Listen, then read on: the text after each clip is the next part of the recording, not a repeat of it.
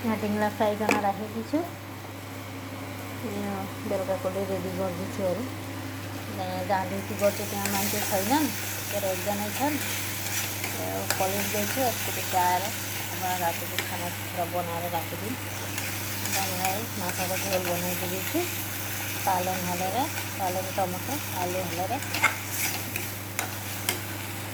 2 piece माछा fry गरेर राखिदिन्छु। त्यो ड्युटीमा पनि खाना लिएर जान्छु भनेर उसको यो पनि रेडी गरिदिएको, बिहानलाई पनि हुन्छ।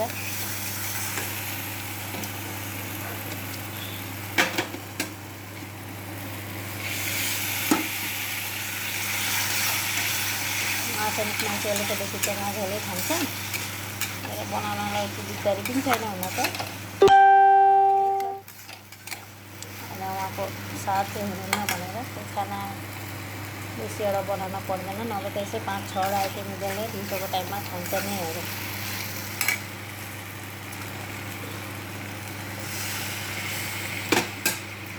झोल बनाइदिन्छु चिप्चिपाको।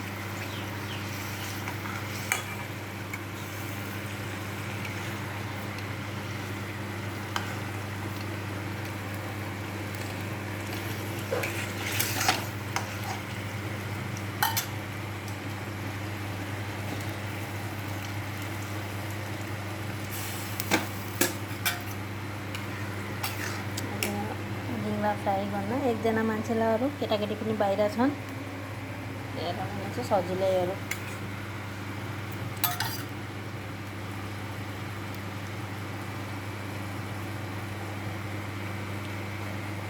अब घरमा गएर फेरि आफ्नो खाना बनाउनै छ।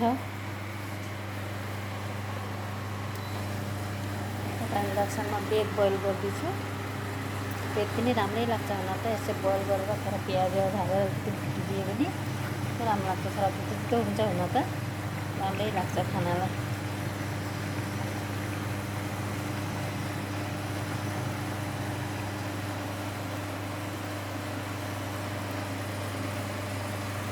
डगी एउटा लिएर आएको छु, त्यसलाई खाना दिएर आइछु।